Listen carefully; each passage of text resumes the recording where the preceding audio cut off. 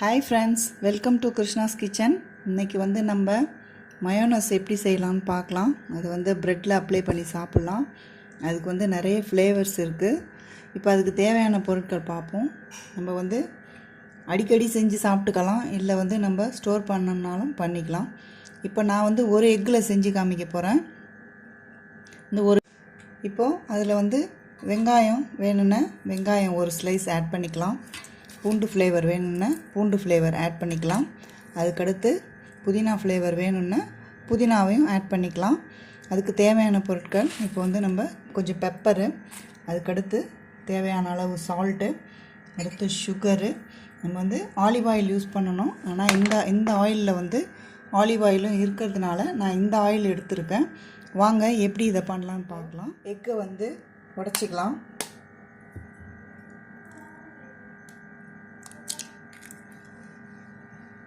எக்கை ஊற்றிக்கோங்க. அதுக்கடுத்து இதில் பெப்பர் கார்ன் ஒரு 4 போட்டுக்கோங்க. அதுக்கடுத்து நான் புதினா ஃப்ளேவரில் பண்ண போகிறேன், அதனால் புதினாவை போட்டுக்கிறேன் நான். அடுத்து கொஞ்சம் சால்ட், அடுத்து கொஞ்சம் சுகர். இதெல்லாம் வந்து ஒரு பிஞ்ச் அளவு போட்டுக்கோங்க. இப்போ இதில் வந்து நம்ம அரைக்க போகிறோம். வாங்க.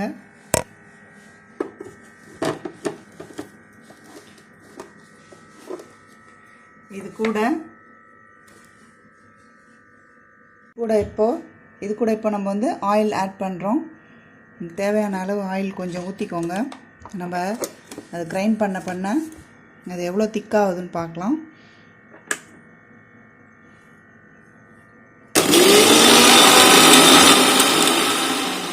இப்போ கொஞ்சம் வாட்டரியாக இருக்குது. இப்போ இன்னும் கொஞ்சம் நம்ம ஆயில் ஆட் பண்ணோம்.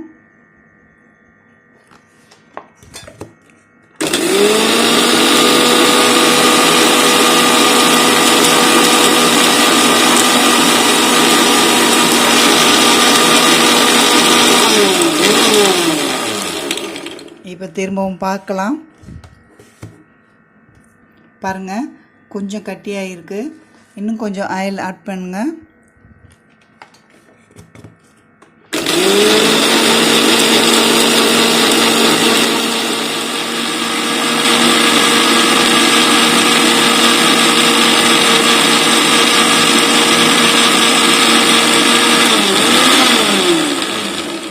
இப்போ ஓப்பன் பண்ணி பார்க்கலாம். பாருங்கள், எவ்வளோ கட்டியாகிடுச்சு.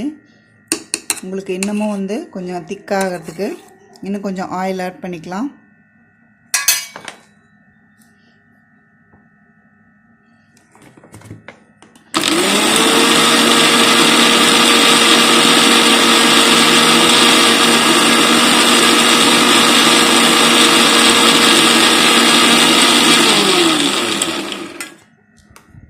ஓப்பன் பண்ணி பார்க்கலாம்.